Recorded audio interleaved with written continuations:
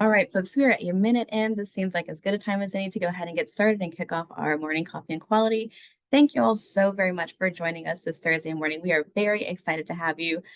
Today, we're going to go ahead and have two amazing presenters talking about the HCDC update to their dashboard and do a live demo from Hien Lee. And then we'll also have Jessica Whittington talk to us today about igniting our stories, which is all going to be about how we create compelling stories based on the information that we have coming into our organizations. So for those of you who are newer to this space, we do like to start each and every coffee and quality session by setting some ground rules and helping to ground the space as we're entering today so we can know what we're getting out of the space and how we want to engage and show up today. So first, this is a safe space to share, learn, and grow. So we do welcome your comments, your questions, your feedback, just any room for curiosity as we're learning and growing in this space together. And again, we do have two amazing presenters, so please feel free to share any of your comments, any of your questions to just continue to learn more and to continue to grow as we're sharing the space together this morning. The next ground rule is have an open mind and an open heart. As the first ground rule shares, we are all learning and growing together. So with that, we do ask you to bring an open mind and to, of course, bring an open heart as we are in this space together. We also ask that you participate by sharing your knowledge and experience. So as you're hearing anything from either of our presenters, and if you have a little nugget of knowledge or your own previous experience to add to the commentary that we're listening to today, please feel free to share that as well. And then, of course, this is an invitation, not an obligation. So we do ask that you treat it as such, and we invite you into the space to be just really welcoming and hope we create a warm and fulfilling space for you today. The next thing I want to hit on is for those of you who may be newer to joining Coffee and Quality, we do have a Teams channel where we do post regularly about upcoming opportunities such as today's Coffee and Quality session, as well as a couple of other opportunities. So if you are interested in joining our Microsoft Teams, it is open and available for anyone who is interested. We just ask that you do please share your email that you would like to have associated with that Teams channel into the chat. Myself or Jessica Davison will go ahead and take that before the end of today's meeting, just so we can make sure we can try to add you by tomorrow morning at the very latest. And if you do have any questions or follow up about the Teams channel, please feel free to reach out to myself, Ashley Tate, or Jessica Davison, and one of us can go ahead and provide a little bit more information and guidance about what we do, how we do engage in the Teams channel and what it offers as well. So without further ado, I am very excited to welcome our first presenter, Hien Lee. Hien is here to share with us the Houston Community Data Connections Dashboard, which had an update earlier this year. So we are very excited to have a live demo. Hien is the Director of Data Operations from the Kinder Institute of Urban Research at Rice University. Hien, I'd like to offer you a very warm welcome, and you have the floor, my friend. Thank you very much, Ashley. And thank you everyone for greeting me here. I'm very, very excited, very happy to be here to present this wonderful dashboard that the Kinder Institute has worked on. And I'd like to acknowledge the fact that with me from the Kinder Institute in this room is also two of my coworkers, Christopher Brown, the application and system manager, and also Matt Doolan, the associate director of communications. So I'll start my presentation. I think you can see my screen, right? Good. Okay, so the Houston Community Data Connections, or HCDC for short, is a product that the Kinder Institute created quite a few years ago, I think around 2018 or 17. But it had a significant change or update this year, at the beginning of this year. And this is what I'm going to talk about. And this presentation is both for people who knew the old HCDC and people who have never looked at or interacted with the HCDC before. So before I start the presentation, I want to start with a few words of acknowledgement. I have really had to recognize the work of the people who have worked with me, especially Brian Evans, Kiet Dien Tum Nguyen, the web developers, Christopher Brown, Matt Doolan, and Chris Bowers. Chris Bowers is our project manager. I also want to recognize the effort and the contribution of the partners who work with us and to test the prototype. So first and foremost, United Way of Greater Houston, especially Jessica, who gave us excellent feedback, Spring Branch ISD, and also the Greater Houston Community Foundation. And as I said, this is a revamp of the HCDC platform. So There used to be an older HCDC, and that, of course, I have to thank the people who created that older HCDC. These were employees of Kinder Institute who are no longer with Kinder, but especially Jie Wu and Mingming Chan. And the organization that initially funded the old HCDC, Houston Endowment. I'm really grateful to them. So let's look at I'm going to skip a few slides here. HCDC is a dashboard, a website that gives you information about neighborhoods in Harris County. And before I talk about neighborhoods in Harris County, I'll have to tell you what issue we were trying to solve. Because in terms of data for Harris County, or the data that the Census Bureau gives us, the Census Bureau gives us data at different levels, including county, but at a sub-county level, there are geographic units known as census tracts. And there are about since 2020, there are about 1,000, actually not about, exactly 1,115 census tracts within Harris County. That's a sub-county unit of geography. But the problem is most people don't identify with a census tract. If you ask me in which census tract I live in, I don't know. It's a number. It starts with 48201 and followed by 6 other digits. I don't know what that number is. I could tell you what zip code I live in. So people do identify with zip code a little bit, but zip codes were not really designed or optimized to deliver demographic data. Zip codes were designed to help the mail delivery system. And actually, those areas we call ZECTA or zip code tabulation areas, they are not perfect, or they do not actually have the exact zip code inside them. So if you have a ZECTA for 77055, let's say, well, there could be other zip codes within it. It's not an exact area. But of course, we identify more with super neighborhood. For example, I live in Spring Branch, right? And some of you may live in the Heights, or in Acre Homes, or in River Oaks, or in Pasadena, or well, Pasadena's outside the city of Houston, or the Third Ward. But people identify with those neighborhoods more.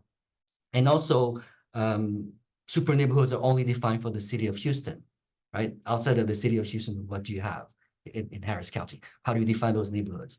So that's the problem that we were trying to address. Because if you go to the Census Bureau website or one of their dashboard, that's what you will get. You will get data, first of all, only from the Census Bureau, not data from other data sources, but only data at the census tract level. There are other areas such as Pumas, but they're too big. They're not very user-friendly. People really identify to neighborhood with names, right? Like Houston super neighborhood. But the other problem with Houston super neighborhood is that they do not align with census tract. So the Census Bureau gives us data, and many organizations give us data at the census tract level, but super neighborhoods do not align with census tracts. So that's why around 2017, a group of researchers in sociology at Rice University, together with people at the Fundren Geospatial Data Center, which is part of Rice University Library System, and also from the Kinder Institute, they got together and said, okay, let's try to solve this problem. How can we define an area to which people identify to, but at the same time, for which we can easily get data, right? So they define what we call the CTA. And the CTA, or Community Tabulation Area, is a group of census tracts that we try to align as much as possible to super neighborhoods within the city of Houston. And outside of the city of Houston, we followed lines like independent school districts, for example. But we try to make them as close as possible to super neighborhoods so that we could easily get information from the Census Bureau or from other data sources that use census tracts.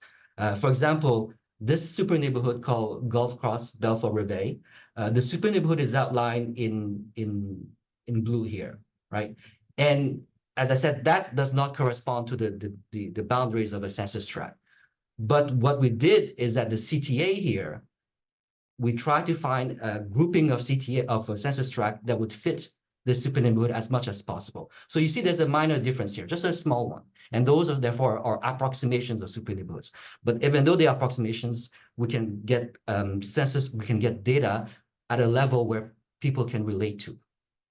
So without further discussion on geography, let me try to present you the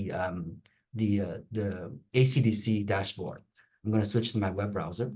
So the URL is very simple, datahouston.org, right?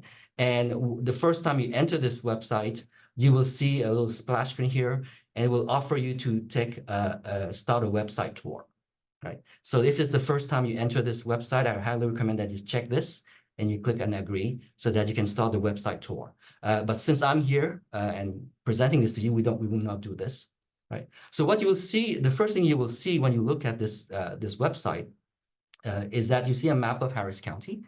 And the first indicator that is shown is the total population, right? So you see here the total population for the neighborhoods in Houston. And it's colored, the color will vary depending on the population, right? But this is, of course, this is not the only indicators. We have around, I think, more than 100 indicators. Christopher, you can correct me and tell me the exact number of indicators we have. But to change the indicator or the variable, you will click on here at the very top. And the indicators are organized in categories. So you have demographics, you have land use and housing, you have education, economic vitality, health, and transportation. All right.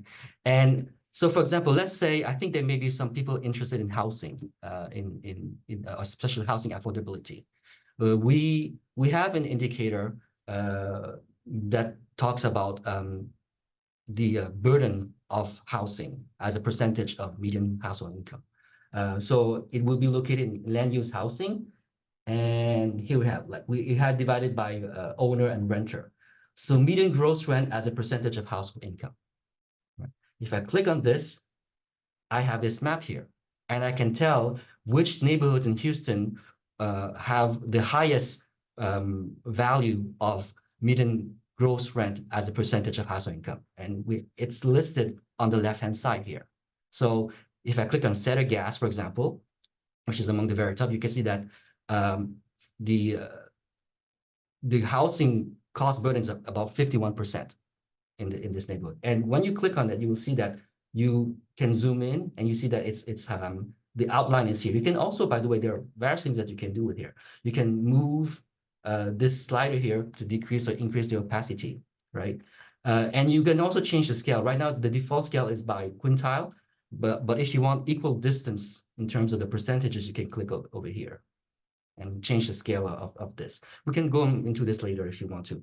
But I do want to point out that once you just look at the list of neighborhoods here, you can also sort them by ascending or descending order. Not surprisingly, among the neighborhoods for which the renter burden is the least is River Oaks and Memorial Villages, which are pretty affluent neighborhoods within Houston. But yeah, and if you look at, when I click on Cedar Gas, if I click on Community Overview, I can have a snapshot of what this neighborhood looks like. So I can tell here that there's about 4,000 people living there, and the median household income is 27,000, or almost 28,000. I can look at the demographic, race and ethnicity demographic profile. So most of the people who live in this neighborhood are either African American or Hispanic, of any race. I can see these the residential tenure, and education attainment, and then I have all the other data for that neighborhood listed in here, right?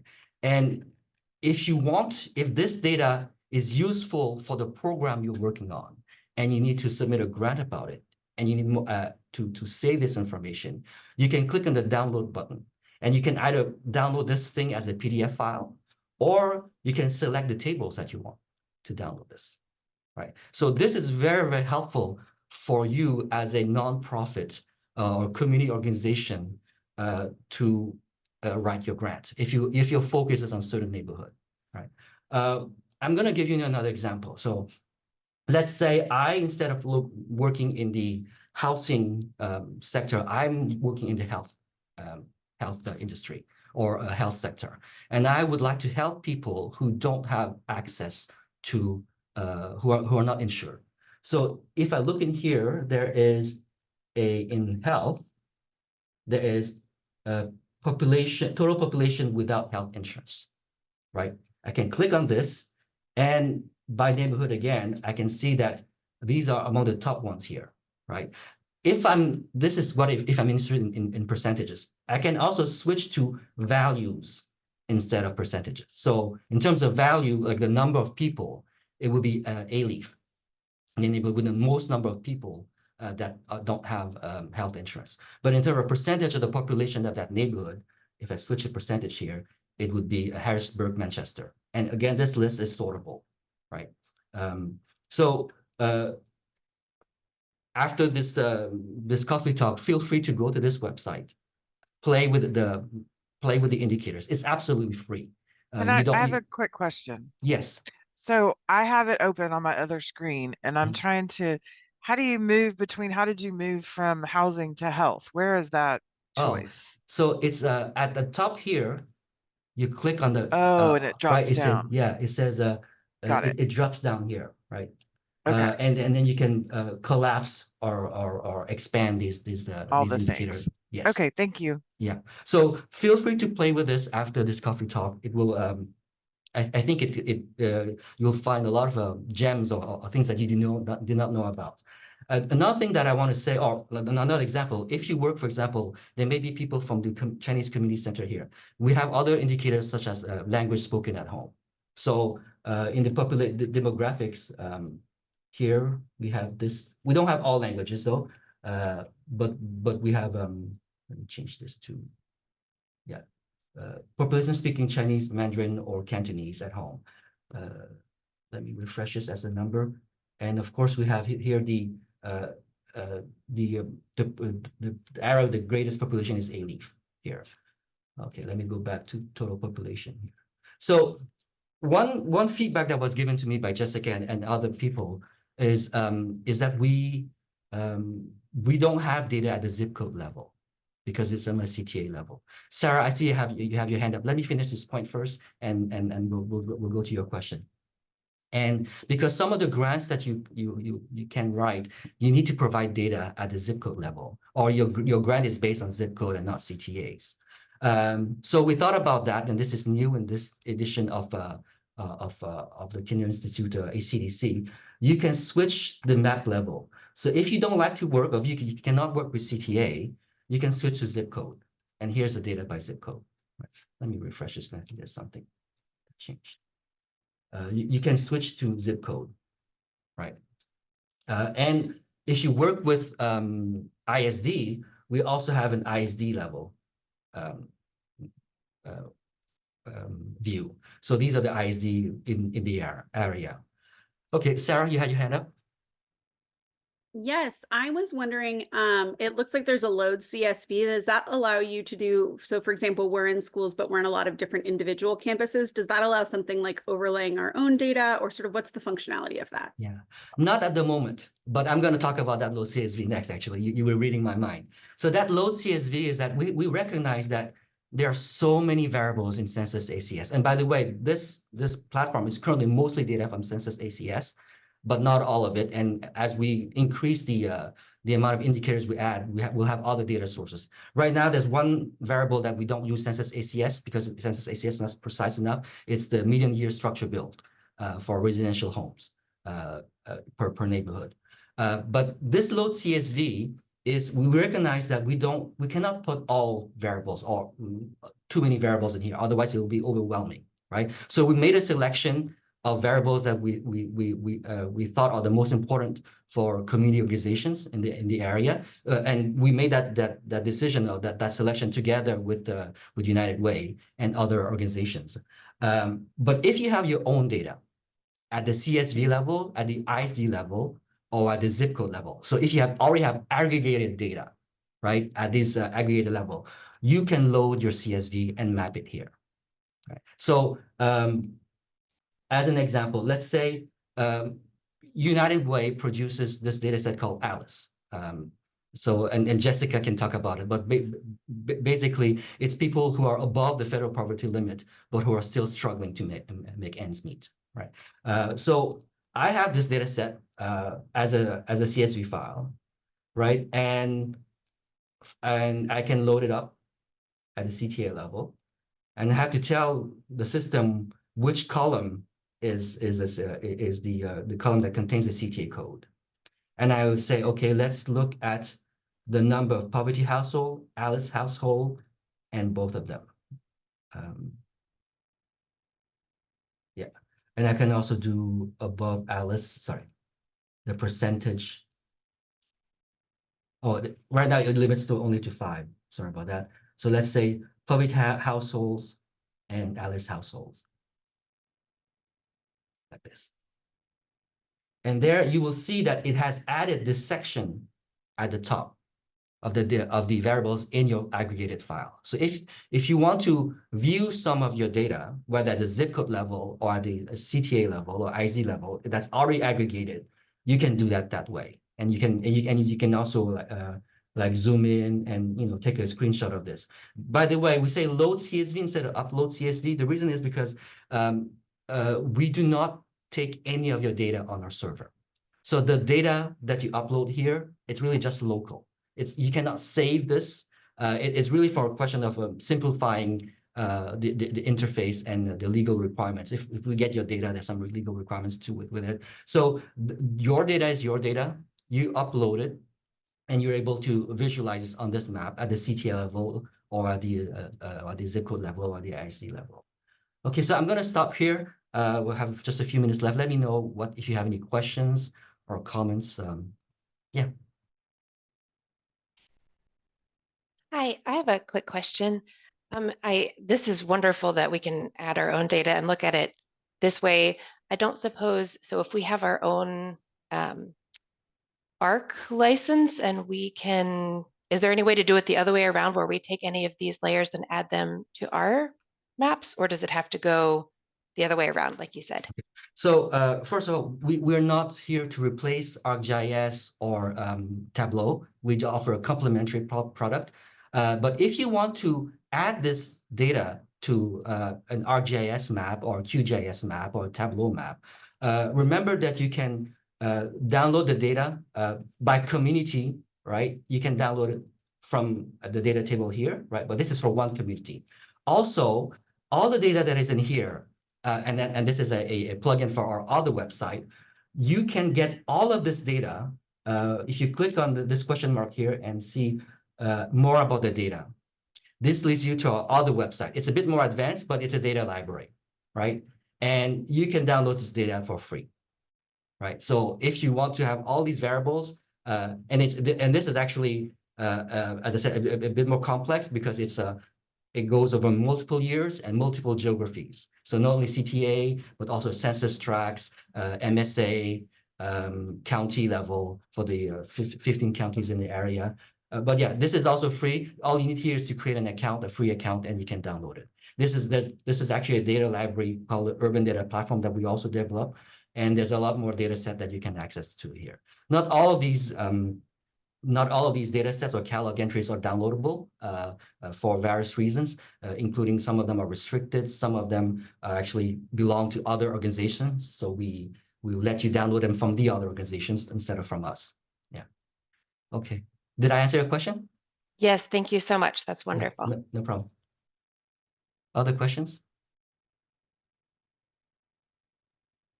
We have time for maybe one more if anyone has a burning question they'd like to ask.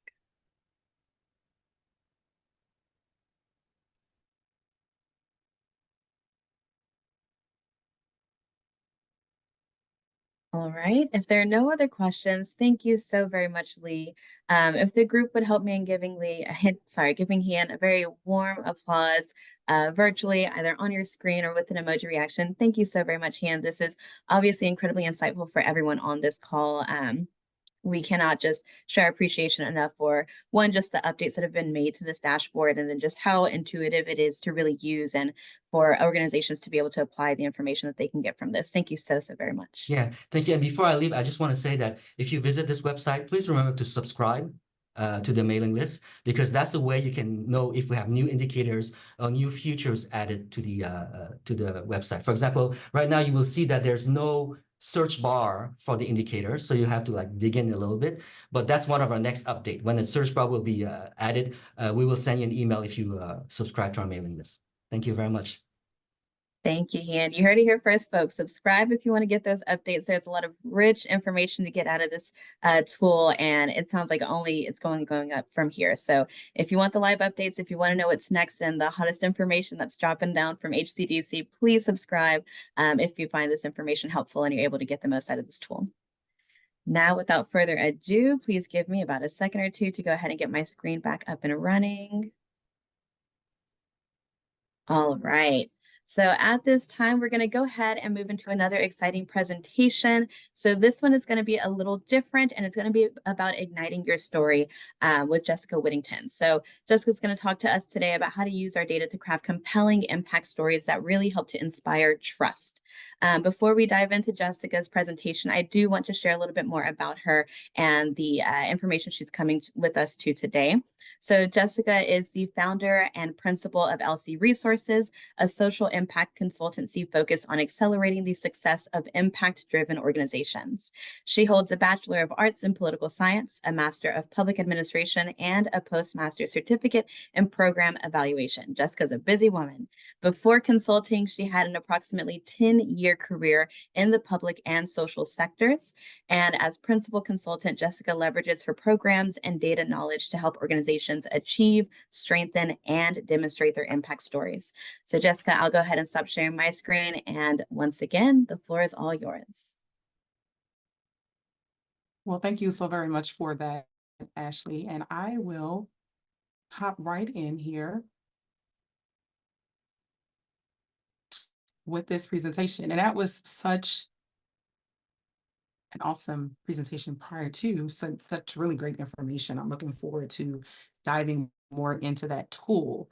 So as Ashley mentioned, today we're going to be talking about data and how it really becomes narrative, specifically impact stories. So she already introduced me, so I will not tarry here. I'm going to move on from this one.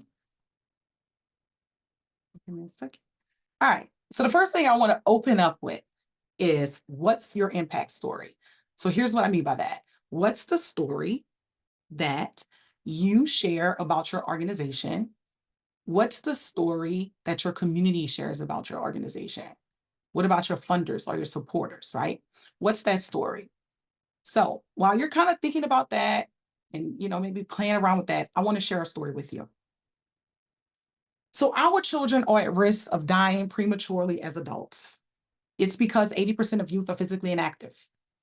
As technology advanced, teenagers adopted more sedentary lifestyles. Some face significant environmental barriers that restricted their outdoor movement. Some teens had inadequate opportunities for physical activity, so they moved less. Others had limited role models to inspire them to be active. No matter the reason, physical inactivity has severe repercussions. Teenagers experience reduced performance and well-being and higher incidences of obesity, chronic diseases, and mental illness. Now, as they enter adulthood, they are at a higher risk of premature death. Our program, Movement for Life, is disrupting the trajectory of this pandemic and offering hope for our children. We are reigniting our children's movement through targeted strategies like movement-based activities, nutrition development, and health instruction. 20 partners and 35 physical active volunteers joined us this year to provide 200 hours of interest-based movement center activity.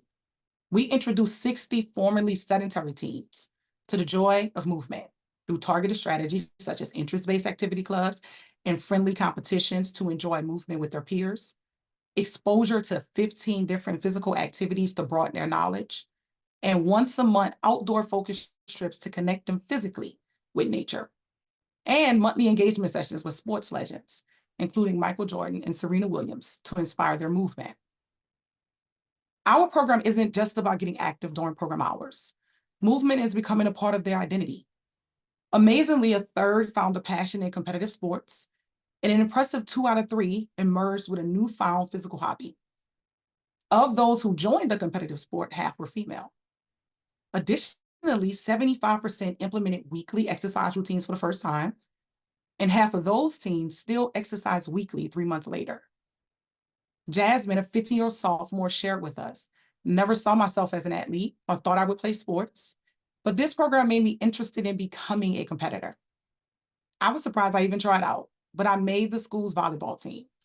Through sports, hobbies, and exercise, we are igniting youth who embrace physical activity as an identity.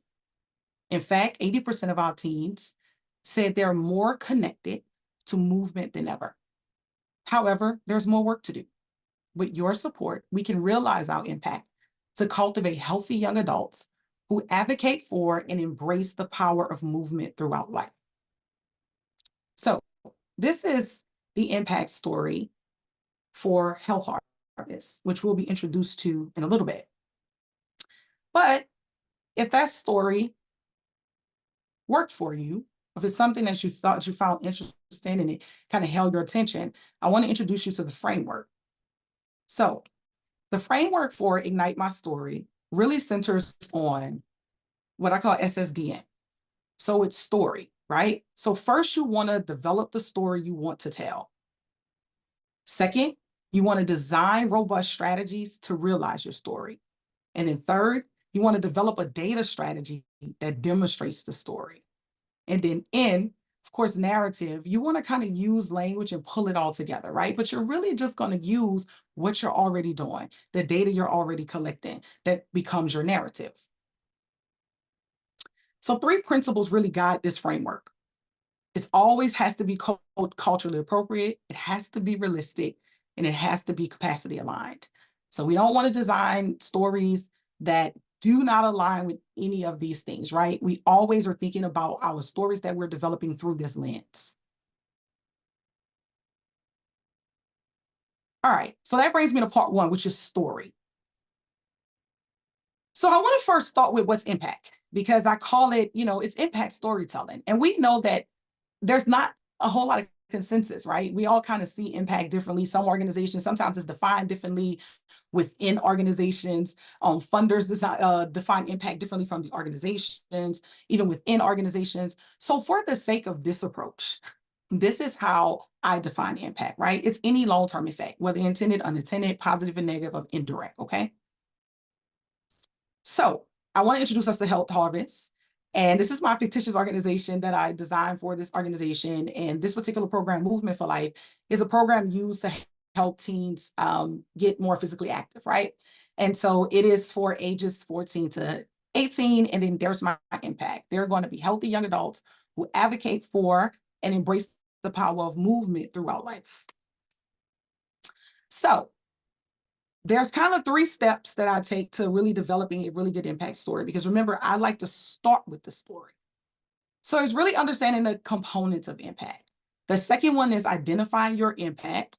And then, of course, developing your impact, what I call impact narratives. So let's take a look at this. Now, I know most of you all are a seasoned bunch, so you all are probably very familiar with this, but I usually like to cover this because organizations still sometimes struggle to really understand the difference, right? In these kind of what I call components of impact, all the things that we do to create impact. Of course, we have our inputs, our activities, our outputs, our outcomes, and then we have impact. So what I typically do to help organizations kind of understand this better is to think about what they hear. So of course, with impacts, with inputs, you're going to hear, what do I need? For what we do, you're always going to hear some type of activity. So you're going to hear some type of work. If you've heard work, if you've heard something that I got to get up and do, something I got to plan, it's going to be an activity. Of course, outputs is always going to be how many or how much following that activity, right? So how many people we served, how many hours we spent, how many dollars we spent. But then outcomes are, what are the results? And you always have to hear some type of change or transformation. So this is a way I really help organizations understand if they've heard an outcome. If you don't hear change or transformation, it isn't an outcome, right? And then, of course, impact is going to be the final transformation. It's that final place that our community kind of ends up, that we're striving for, right? So what's your impact? So this is the other thing that a lot of organizations sometimes struggle with understanding, like, what exactly is my impact? So I want to give you an example that I like to use, and particularly because this is about impact storytelling. The impact is really like the ending, especially where a character ends up in the story, right? So in a sense, it really is obviously the destination. But I want us to think about a story. Think about a book or a movie, something that you like, right? Your character goes through something, right? That character begins, they start somewhere, and then that character really encounters something. That character will encounter something or someone who really ends up kind of transforming that character, right? Into the characters we love or loathe. And so that ending, and if you think about it, when that character makes that transformation, the movie is kind of almost over, right? We kind of get on to the end of it because that's it. They've told this story. So the activity I always like to do with organizations to understand their impact is to ask two simple questions. In 2, 3, or 5 years, right? Whenever you think impact will happen, who do you see? What would you see in them? And that's really going to be your impact. So if you are putting on this lens and you're looking at your community in 2 years, 3 years, or you're encountering your community in 3 years, there's something that you see in them, right? So who do you see and what would you see? And that's pretty much going to be your impact. All right. But the thing about it is impact is far out. Sometimes we're not following our communities long enough to measure impact, to actually demonstrate that we've achieved that impact. So really our narratives of who they're becoming along the way, right? We're thinking about what's happening to them along the way to impact. So again, if you think about a movie or you think about a story, what you're watching, what's captivating, what is really what you're following is what's happening to the character along the way. The ending, the movie's over, right? But the depth of it is what's happening. So using this example is how I help organizations create impact narratives. So again, let's think about our impact. Healthy young adults who advocate for and embrace the power of movement throughout life. So what has to happen to this community before this is realized, right? So in a sense, you're borrowing from kind of like an outcome mapping approach. You're thinking about what's happening to them along the way. So I say the first thing is they're transforming their identity. They will have to identify with movement before they can probably embrace that movement through life, right? That's the transformation I hope this organization makes. The second one is if they're going to advocate, they're going to promote movement, they have to first become movement leaders. They have to champion, they have to be encouraging their peers and their families around them, right? And then the third one is if they're going to be healthy, I want them to be wellness oriented. And all of these things together are the stories that I'm going to tell that's happening to my community along the way. These are my overarching, these are my kind of overarching outcomes in a sense. So that's why I say that we use data, the projected data. So this projected data that we think we're going to collect and we hope we're going to see, that's what we're using to even begin the story, right? So remember I said characters must encounter something or someone. Well, in our organizations, that's you, right? It's your organizations, it's your strategies, it's your people, it's your culture, it's all of those things. So that takes me to the second part, which is strategy. So again, same principles. Throughout every step of this framework, I use the same principles. Is it culturally appropriate? Is it realistic? Is this real? Can we do this? Can we achieve this, right? And then is it capacity aligned? Do we have the capacity to actually implement these strategies? Now, I usually take clients through 8 steps. We won't go through all of them in this presentation, right? But these are usually the 8 steps I take to design really good programs. So Ignite My Story isn't just a framework for telling better stories. It's actually designing good strategies so we can realize the stories we want to tell. So I want to point out just 3 today. So assess what is holding your community back, and then align your strategies with your desired impact story, and then innovate your strategies, all right? So the first one is, step 2, which we're hopping in this step process, is understanding what's holding your community back. So I always like to differentiate between their condition versus their problem. Conditions are facts, right? They have no value. But problems, when we basically add some type of value to that condition, it becomes a problem. And then you have to examine why the condition exists and the consequences if we do not address it. So let me take you through this journey and show you how you can also use this to create a good problem statement. So I actually just kind of read the problem statement to you, right? So that's why I tell you, with this framework, I'm using all the work that I'm already doing to produce the story. So 80% of youth are physically inactive. Some reasons include excessive electronic usage, environmental barriers, limited role models, and inadequate opportunities for physical activity. Unfortunately, these youth, a majority from under-resourced communities, are more likely to gain weight, adopt sedentary lifestyles, have lower performance, and reduce well-being. Consequently, they have an increased risk of obesity, chronic diseases, mental illness, and premature death. So here's how I did this in a very simple format. My condition, 80% of youth are physically inactive. That's a fact. There's no value. I'm just telling you the reality. And this is a real stat, by the way. And then I said, well, why does this exist? Well, screen time, environmental barriers, limited role models, lack of physical opportunities. I'm listing kind of those conditions that I will be focusing on in my organization. Our communities will have multiple conditions. That's a fact, right? And there's going to be multiple reasons for their condition. But we're got to identify the conditions that we're solving for. And then why is it a problem? Well, now I'm turning this condition into a problem. Impacts well-being, likely to gain weight, likely to have lower performance, all of those things, right? And then I'm highlighting what's important to me.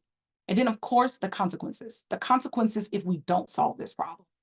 So increased risk of obesity, premature death, mental illness, chronic disease, and so forth.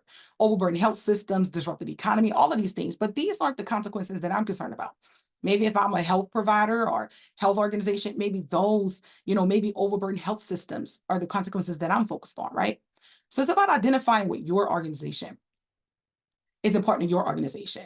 Now that I have identified my impact, I've taken time to really design these narratives that I want to come out of this organization. I'm now going to realize this story. So remember, I'm working from the vision. I'm working from where I want to be. So what would you do to make it a reality, right? How will you address their condition?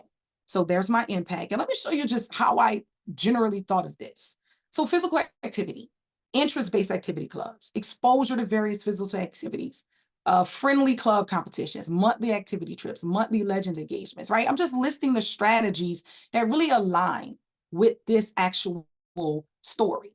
And then movement leaders. Well, they're going to lead community sessions, right? They're activity club leaders and co-leaders. Maybe we're going to do friend and family week and let them lead those sessions. We're going to give them peer and adult accountability partners. So we are building in all of these strategies that will be boosting their leadership ability, right? And how they see themselves and the role of encouraging those around them to move more. And then, of course, wellness oriented. Well, all of these strategies do that. But in addition to that, maybe some nutrition coaching, health and wellness instruction, meal prepping, meal planning, meal vouchers, all of these things around wellness. So essentially the same strategies that you're doing in your organizations, you're kind of plugging them into the story. You're plugging them into the narrative that you actually want to tell, right? And when we get to narrative, it'll make a little bit more sense why we do it this way. So the other step I want to talk about was innovating your strategies. So I think sometimes in nonprofits, we tend to maybe forget that there's a lot of other organizations, doing similar work. And so sometimes we have to innovate, and that doesn't mean we have to be radical. And usually what I always ask are just kind of two questions, right? Like, one, what do they have an abundance of? What are they already, what's already existing? And what do they need more or less of? So it's up to you to determine, well, what's current? What's good about my current strategies? And again, this is going to be good for narrative. So what's good about my current strategies? What stands out? How will I describe my strategies in a way that helps my community, my partners, my funders understand what I'm doing? And then how can you improve your strategies to kind of make it stand out more? So this is important for narrative, okay? The better you do this, the stronger your narrative is about your strategies. And so remember, we said in characters encounter something or someone, right? In all movies and all stories, change is story. And that is the thing that transforms them into the characters we love or loathe, right? So in our stories, story writers are transforming them in front of us, right? We're watching it happen. But in our organizations, there's only one thing that we can use to do that, and that's data. Right? So that brings me to part 3, which is our data. So I repeat this all the time because I think I want to make sure you get it. Even when you're selecting your data strategies, you're guided by this framework. Is this appropriate data? Is this data that our community would agree with, right? Would they be on board with this?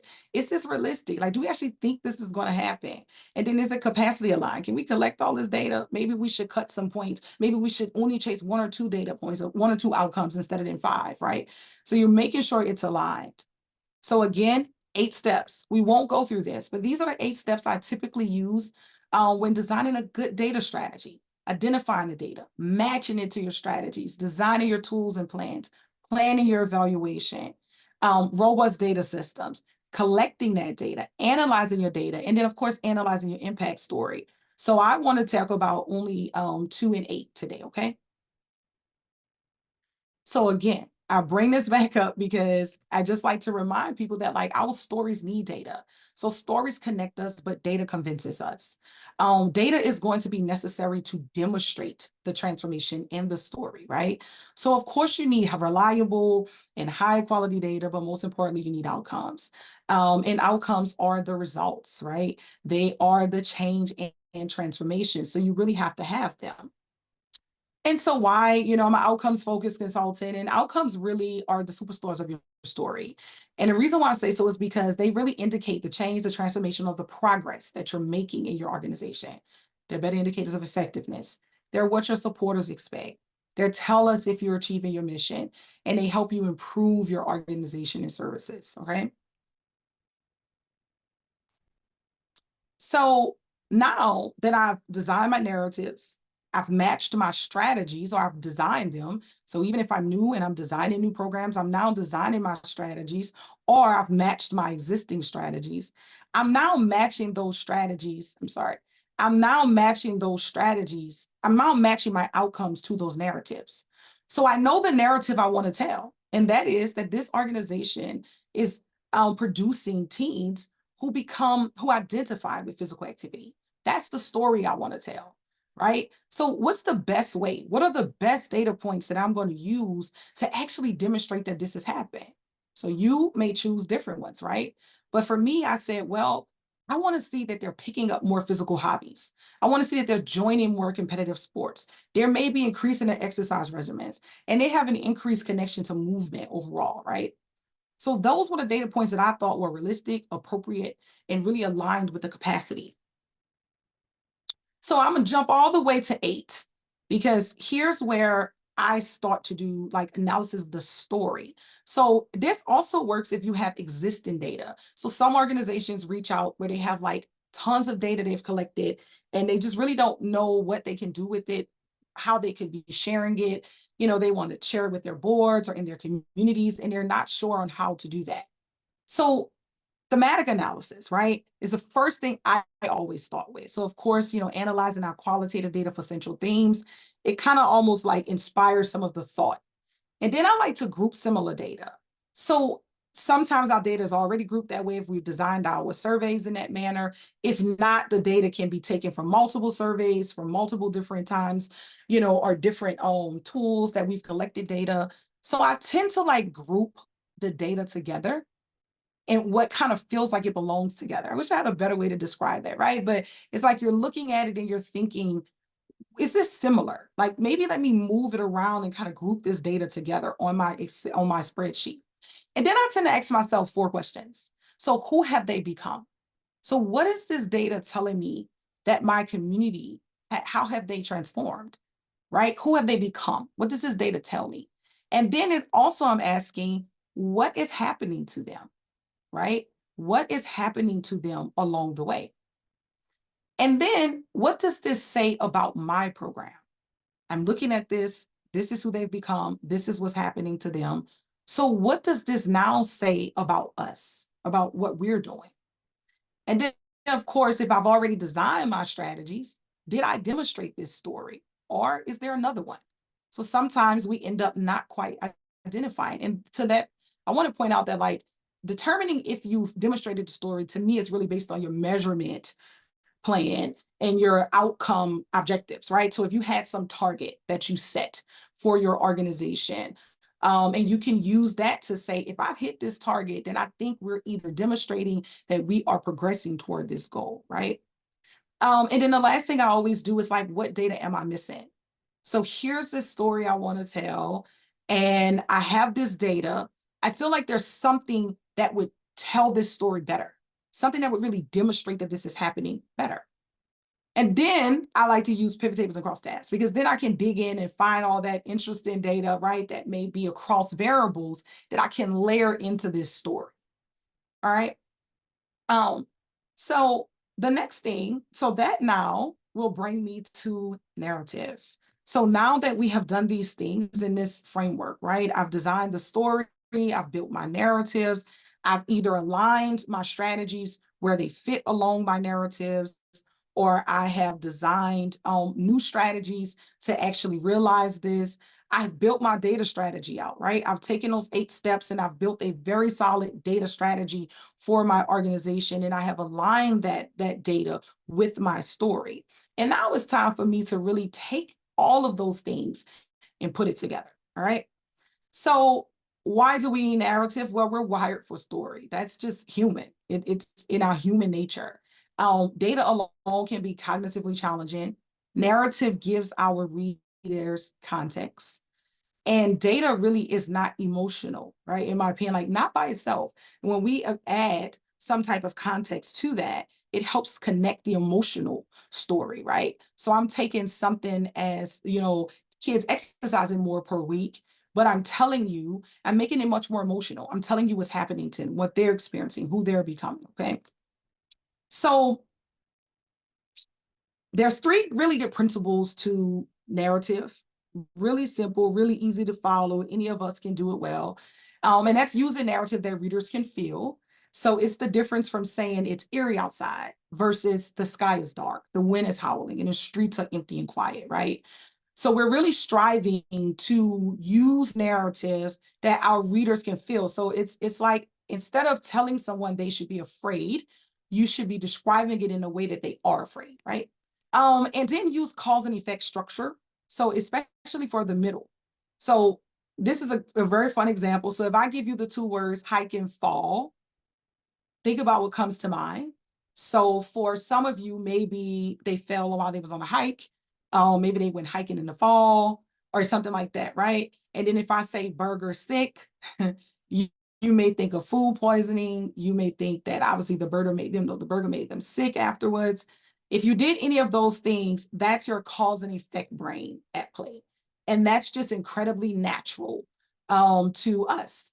So when you're writing, you're using your data and you're writing it into this story format, you are now going to use this cause and effect. So that natural part of your reader's brain is kind of being triggered. So they're really associating your strategy, your program, your data with this impact, okay?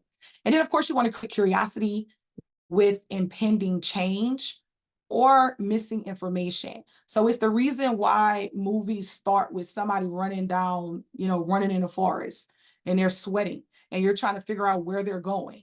Or an example of where is he going with that axe, right? So it's like you're opening a book and it gives you this kind of change that's coming, or they're giving you this kind of missing information because it kind of creates curiosity for your reader to kind of keep them going. So these are really simple steps that all of us can implement and use without having to be, storytellers, or not having to be really good skilled storytellers. So you should always really, I recommend, and this is going to be different approaches, right? Storytelling has many ways, but you can start your story with the conflict. So I won't reread it, but essentially it's that problem statement, right? I designed the problem statement and then I'm using that to start my conflict. But I want to highlight that, like, our children at risk of dying prematurely. So creating some type of change that's coming, right? Using that approach where you kind of flip that in the beginning. So it kind of hooks them in immediately and wonder, like, why, right? What's happening to them and why is this going to be their reality?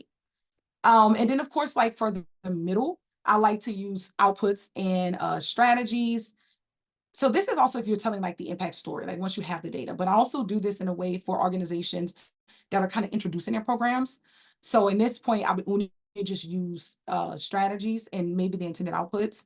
But for example, in this one, I build a little cause and effect. So I'm just showing you. So interest activity clubs and friendly competitions to enjoy movement with their peers, exposure to 15 different physical activities to broaden their knowledge.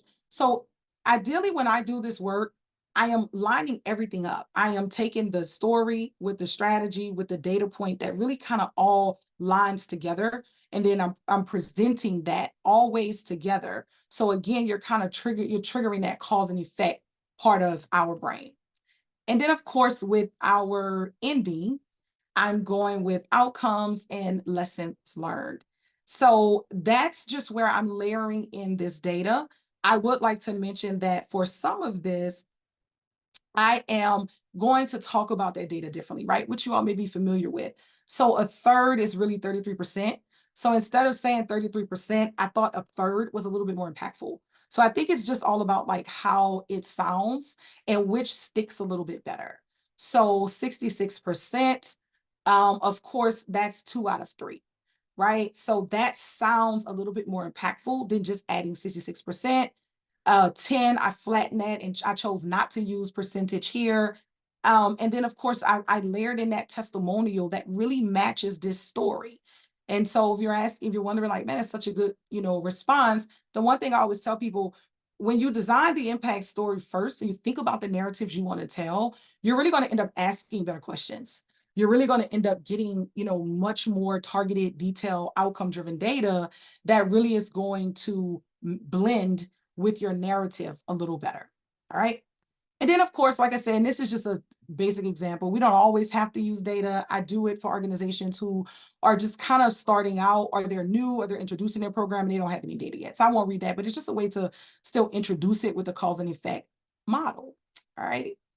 So, and that's it. So this is going to be the, all of the story. This is just the summaries. I'll provide these slides for you if that's okay. I can include that for you all to share. And with that said, I didn't ask about that, so I'm going to skip that. I'll stop and see if there are any comments before I do want to share like a quick template with you all. And I don't know if we have some time left here to take a look at this approach in your organization. So I didn't know if there were any questions or comments before we do that. I had one question, Jessica. I've had some funders comment about the importance of really identifying the assets that exist in the community, and instead of focusing so much on need and what's lacking, is to focus on what our clients bring to the table and emphasizing that in our grant narratives. And so, I mean, this is amazing. This is the best outline of how to create a story I've ever seen. But as far as like, how can we also, while creating that conflict and hooking people in, how can we also bring in the assets, in our community, into this example? Yeah, I think that's actually a great question. And I had someone literally ask that question before. So in the step process, in the 8-step process, that's a part of like designing the strategies, right? We're looking at the assets. We're thinking about those things that really, again, strengthen this, how we're designing this program. And I think to your point, it definitely should be layered into this story, right? And I would layer it into the middle. I would make sure I'm talking about it along with the strategy, right? Why our communities, what they bring, what our organizations bring additionally. So I do recommend adding that. And I think moving forward, it's something that I should probably include in the story as well.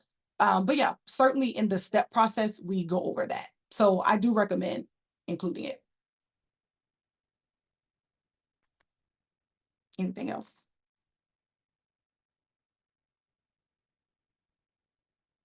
Oh, so culturally appropriate, right? You're culturally responsible, you're culturally responsive. So am I designing strategies that are aligned with my community? So when you're doing your target analysis and you're understanding who your target is, what's their values, what their goals are, what communities they're coming from, what's their culture, what are their experiences, what's their conditions. Now I'm making sure that once I understand that, I'm now making sure that all of my strategies that I'm designing are appropriate for that culture, right? So yeah, you're just aligning those things with your community and making sure that it's responsive. It's also making sure to include them in a sense, right? So sometimes, of course, we know we tend to design programs for our communities and not with them.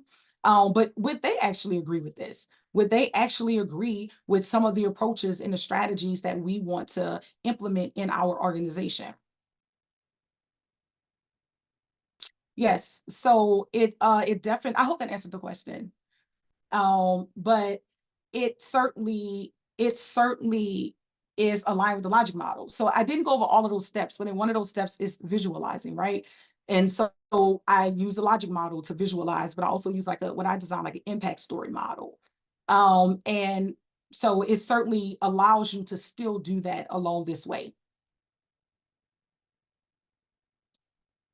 Yeah, and I like I said, I didn't cover all the steps here for the sake of time, but we definitely go through that process. Yeah.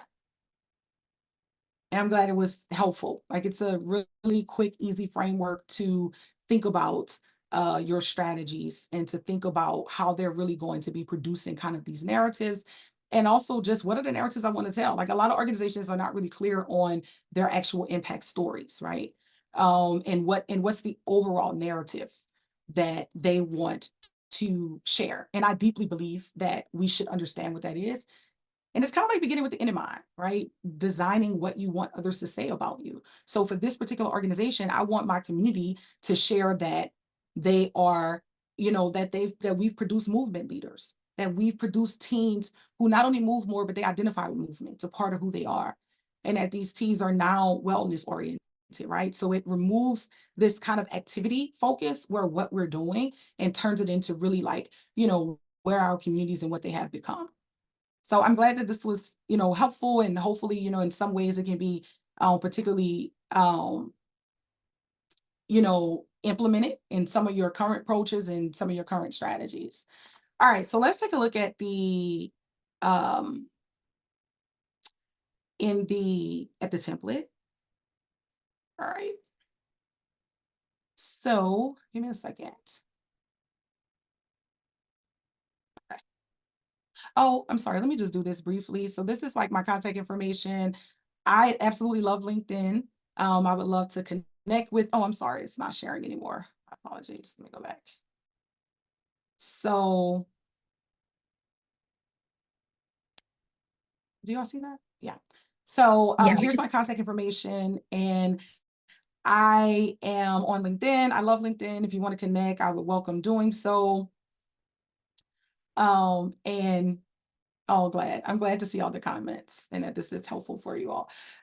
So I would love to connect. And like I said, I'm going to give you all the summary slides and some of the steps in the framework, and maybe it's a framework that works for your organization. So with that said, I am going to switch over now to just show this, and just to kind of take an idea of just to show an idea of how you can do this approach really simple. It takes time. And I will tell you the impact narrative piece is really the hardest work because you want to get it just right. So I'm always like tinkering on it. I'm always really struggling to think about, what is it? What are we saying about this organization? So you're all actually going to get this template. It's designed in PowerPoint, but you're also going to get an option for Google Slides, and also like Apple Keynote. You can upload it to Canva, wherever you do your presentation. You're going to be able to get it. So this is similar to like the templates that I use with our clients. And so, with clients, and this is just one that brings it kind of all into one template. Usually there's multiple ones. So essentially you're going to just really, like I said, start with the final destination, and then you're going to move into like that narrative. Who are they becoming along the way? You're creating this statement. Then you have your transformation. So here is where you're putting, your strategies. You're going to list your transformations here at the top whenever you land on what those transformations are. So remember, you're kind of thinking like those overarching, that overarching outcome in a sense. And then you're going to layer that there. I'm sorry. And then, of course, like your data strategy. So it's just kind of a simple one pager to this model, and it doesn't go into the entire process. So with that said, I want to just think about another program. So let's say that at Health Harvest, and we can do this together in the chat, or I can kind of lead it together and go from there. But when we are thinking about a program. So let's say Health Harvest has a program for seniors. So seniors oftentimes, some of them end up going to institutional care before they're ready, right? And that sometimes, believe it or not, it's connected to cooking. So they lose their interest in cooking. And that really kind of hastens, right? Accelerates their actual admission into care. So let's think about a program that we could create that would be centered on, let's say, cooking, right? And the one thing I recommend, if you all want these like little instructions here, I would just duplicate the slide so you can keep some of the instruction and you can just like type over one of them, right? So let's say that, this is the organization that I'm designing, the program that I'm designing. So what would be an impact, right? What would be the impact? So again, I'm starting with 2, 3, 5, however long. Like, impact is something you have to decide on what you want to see, right? So what would I see? If I looked out at this community of seniors and elders, what would I actually be seeing in them? If I popped up and saw them in 3 years, what would I see? And that's really going to be that impact, right? So if anybody want to play along, please feel free to come on chat, or you can put it into the chat at what you think we might see when we look at these seniors again.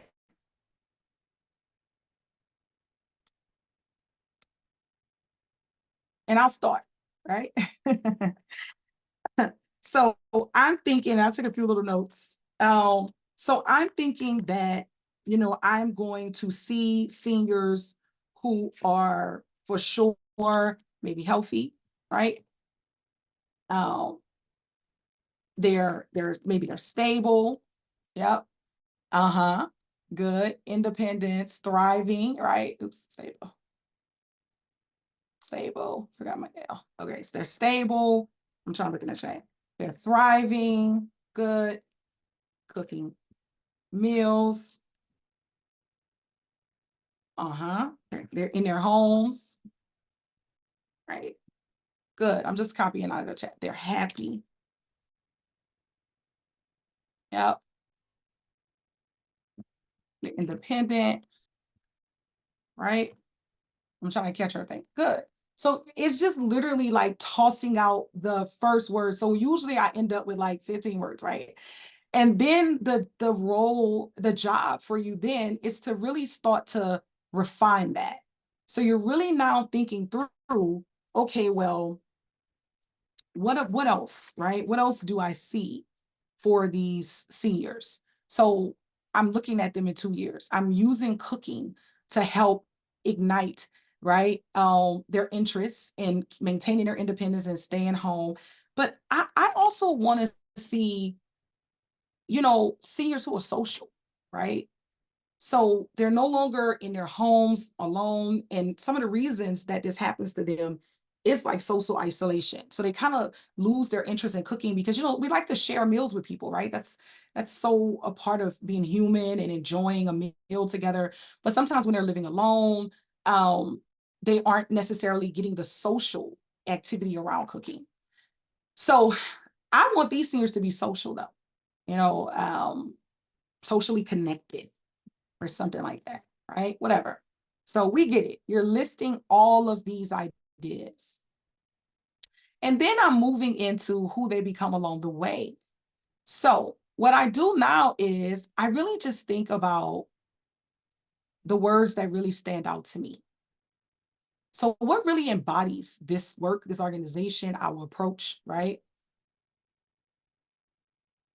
And then what about, I like this one, I like stable, but I like healthy. I like that they're obviously in their homes, right? And I like that they're socially connected. So I'm just kind of playing around with the words that feels right. And sometimes what happens is it's always a word like above it. You know how you hear a word, you like, that's the right word, but there's something above that word that really lands better. So this takes a lot of work to do well. And then it's like who they become along the way. Well, so now I'm going to take each one of those words and I'm going to think about what happens before that? So before they become independent, right? So kind of using that outcomes mapping model, what's happening to them? Independent is not one thing, right? And I think that's where, you know, the traditional model of like an outcome as a single point instead of outcomes that kind of demonstrate a kind of general story, because independent isn't just a single thing. It's kind of multiple things that we would see, right? So what would we see before independence? What do we think we would actually see? So what I thought was they are, excuse me, self-starters. Oops, I can't spell. Self-starters, right? They're self-starters. What else? What else do we think has to happen before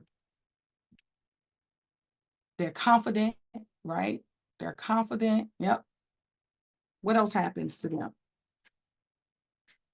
Obviously, we want them to have better cooking skills, right? That's a huge one. Ah, good. Mental health. Yep.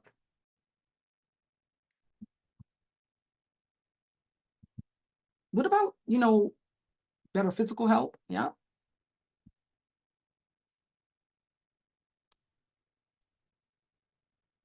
Good. So as you get the point, right? We don't have to, you know, we're just gonna list all of those. And then I'm doing it for all of them. So socially connected, if that's one of the things that matter to me, well, what happens to that before that, right? So maybe they're more socially oriented. Maybe they're more social, right? So oriented towards social activity, they have more connections and so forth. You get the point, right? So then, before moving on here, I'm now, once I've settled and I know these are my correct words for my impact, I'm then just going to build a statement using that, right? So what would be a statement that we can make kind of using that? So what's our desired impact, right? We're fostering independence,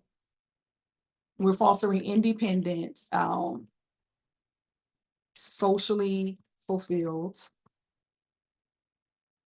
I can't see, fulfilled, right? Fulfilled seniors who, oh goodness, seniors who are aging, right? Maybe comfortably at home, right? So it's just really taking all of those points, adding those points into our kind of impact statement, right? To build your statement from that. And then you're now going to take your impact narratives and you're going to build, you're now going to form your narratives. So it's really easy because now when I look at this, what do I see? When I take all of the things I listed, who have they become? What's happening to them? Who have they become? If this is what independence looks like, right? What do I see? What does it tell me? They're self-starters, they're confident. Guess what? I know I'm cooking, I can cook good, I got good skills, I'm healthier, I have better mental health. I can recognize that, right? So you're going to think about what that transformation could be.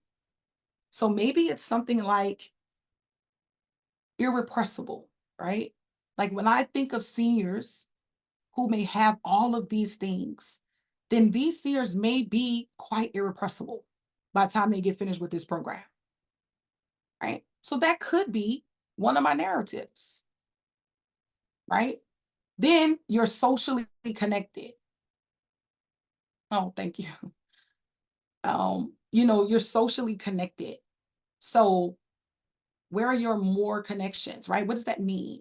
If we're going to be, you know, socially connected, if we're going to be more active, we're going to have more community around us, right? Let me put some more of those here. I kind of jotted down some stuff, more community. So maybe who they're becoming, well, maybe they're becoming socially bonded. That's what we see when I hear all of this. When I hear more connections, more community, socially oriented, they're more bonded with community, right? So this program isn't just about cooking. right? If we're focused on just the activity, we're kind of missing the larger narrative of what's happening here. And that is that they're becoming much more socially bonded because of this program, all right? So you would do something like that. And I'm just being rough here, so this won't necessarily be, what it lasts, but, and you can also, I like to sometimes write it as like noun phrases or verb phrases. So I also think that they become self-believers. When I look at self-starting, confident, cooking well, good, they're believing in themselves, right? So that could be one of the narratives that you're going to have. Contentment, I love that. Yes, right? So that's the process you want to take. All right, so let's start with, like irrepressible. So let's say they become, let's just call them tough believers. So there's going to be irrepressible self-believers, right? Yes, but just because of a cooking program, I am going to create these individuals who are now believers in themselves, right? Deeply.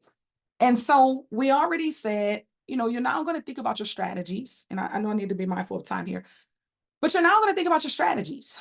So what are we offering? What are we bringing, right? What are we going to do to really realize this story? So what are some of the things we can do? Right? Then remind you, this is our cooking program. What are we going to do to make sure that they're irrepressible, that they're independent, that they believe in themselves, right? So of course, all of this is going to be our cooking strategies, but how do we actually make sure our strategies are doing that? So I jotted down just a few stuff that I won't necessarily have to put here, but I thought about interest-based cooking. So, not just having programs that's very standard. Yep, exactly. Exactly, right? Self-efficacy in cooking. Yes, absolutely. So those are all of the strategies that we want to be able to implement here to ensure that we're realizing this story, that we can tell this story.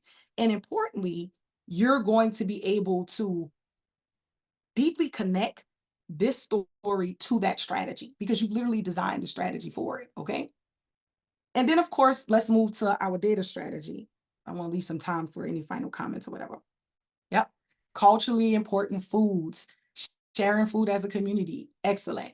Yes, these are all the strategies that we want to make, or we want to have, or we want to implement rather, right? And then I would also say the sharing food as a community is one of the activities I thought about for socially bonded, right? Maybe we can have teens come in once a month and cook with them. So this is not a program around like, oh, we're teaching you how to cook. This is like really cooking with you. This is doing it with you. So you're really igniting your love of cooking again. So maybe you haven't sat down to have meals with people in a long time. So maybe some volunteers are going to come in once a month, right? And then maybe we're going to, for socially bonded, maybe we're going to, yes, connection through teaching recipes. Excellent. Excellent. Like these are all the things that we can do to ensure that we're kind of realizing this story, right? So I think we get the point, with how we design our strategies. And then you're moving into your data strategy. So now it's time for us to think like, well, how we demonstrate this? What are actually going to be not only the outputs, but the outcomes that we should address, or that we should measure rather, right? So what are the outputs and the outcomes that we should be measuring? What do we really think tells this story? What are the data points that I want to see to actually demonstrate to our supporters, our funders, our communities that this has actually happened, right? So what are some of your ideas around what we would see? I mean, the obvious ones would be, we're looking at, skill, right? Of course, we're knowing that we should be seeing seniors who are just simply cooking more. They're much more confident in, cooking skills, maybe even frequency, right? Frequency. What else? What else could maybe demonstrate that our seniors are believing in themselves? A lot of this, yes, I was just going to say, right? The joy of cooking, right? So a lot of this, and I didn't have enough time to really go through the condition and all that for this model, but a lot of reasons they also stop is because they kind of fear cooking. So they get really afraid of using their kitchen, right? Out of safety. So in one of my strategies, I thought, well, let's make sure our in-house. So I said, well, maybe we can bring in some in-house chefs, right? Who are spending time with them. They're cooking with them. They're building their ability to use maybe safer tools. Maybe we're focusing on recipes that are using slow cookers, right? Or tools that are that don't really threaten them as much or scare them as much, right? So what are some of the things that other things that we would be looking for? Obviously, and what's good about this approach, you've kind of already done this work because some of these are outcomes now, right? So some of these outcomes kind of move down to this, in this approach. So maybe in this one, I'm obviously looking for confidence, right? I'm looking for confidence around not only cooking, but even confidence in staying home, right? And being able to be home. What are some other possible outcomes? I even think I want to see self-perception. I want to see them particularly think about how they see themselves. Not only that they're confident, but their perception of their ability changes as well, right? All right. So I think we kind of get enough idea of like how we can use this template and a little bit in our organizations to help develop some of those narratives we're going to tell. So I'm going to stop there. I'm right at time, I believe, and I hopefully have any room for any additional questions, comments, anything that wasn't clear, and feedback. Linda, thank you, for that feedback about thinking about where the asset fits into this story, right? So any feedback that you all can offer or comments, I am open to them all.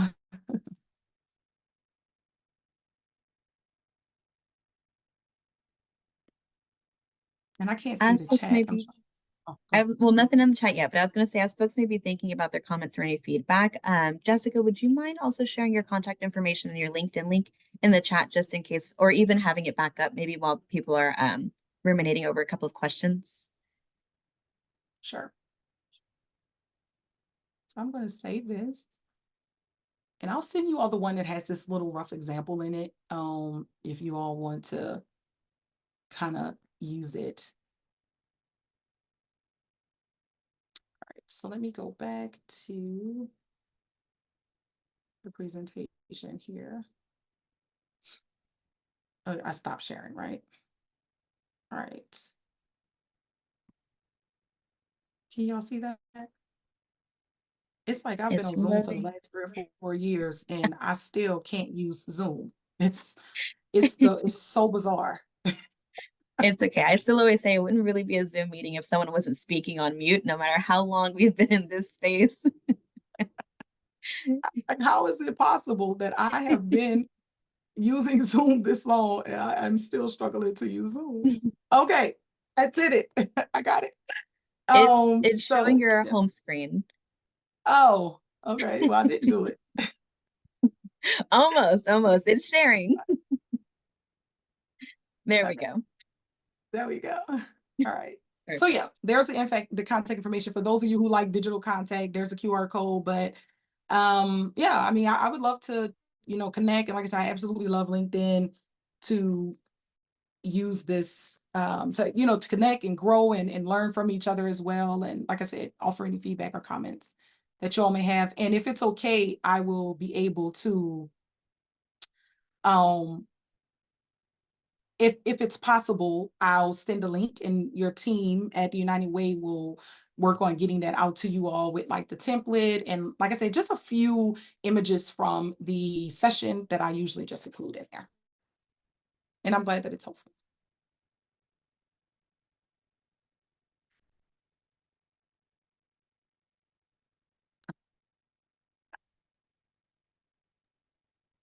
I'm not seeing any Well, this has questions been come really fun. through. Oh, go ahead. No, I was just going to say, thank you, to everyone. And this has been absolute pleasure being here with you all today. Absolutely. And I was just going to say, you're receiving so many kudos, all the thank yous, all that this was helpful, all the I love this was great, and so much more. So obviously extremely well recepted. I can't even tell you enough how much this was just such a thought-provoking and comprehensive framework that you've brought and shared with us today, Jessica. And I was over here messaging our Jessica on the side of like, there's so many people I'm thinking I want to send this to who need the recording, who Oh, need the framework. So even just for those of you on the call today who are finding this information helpful, both from Jessica and from Hannah earlier today, once we have the recording available, please send us out within your own networks and social circles just to help us all continue to learn and grow together, because this really was such a rich and meaningful and very impactful and insightful meeting today. So always just sharing and spreading our love and the wealth of knowledge that we're able to gain from being in this opportunity today. But yeah, continue to still see great information, great info. Thank you. So thank you so much, Jessica, from the chat and everyone who's joining, and also for myself and Jessica as well. And then if you don't mind, Jessica, I'll go ahead and I'll briefly share our screen just to go ahead and wrap us up today. And then we can go and allow folks to get started with the rest of their Friday. Okay, so again, thank you all so very much. This really has been an amazing coffee and quality. I hope all of you were able to get something, at least a little nugget. And I think we all got a little bit more than a little nugget today, but really hope you got something out of this, as we had such an amazing presentation from both Hannah and Jessica.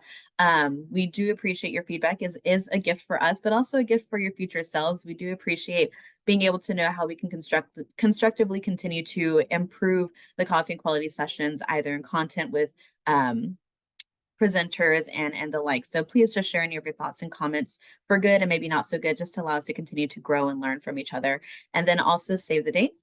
Our next upcoming coffee and quality session will be August 8th, and it will be over critical practices for managing, maintaining, and enhancing your database over time, from Sarah Buick with Illumilab, as well as a component speaking to gaining equity and training from Public Health Informatics and Technology, aka GetFit, provided by UT Health Houston.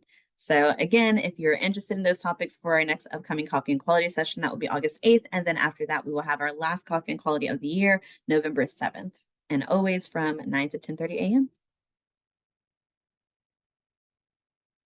And if there aren't any other follow-up comments or questions, just go ahead, scan the QR code, leave your feedback. Jessica and I will remain on the call just for a little bit longer before we hop off. But thank you all for joining us today. Jessica, did you have any rounding out thoughts to share with the group this morning?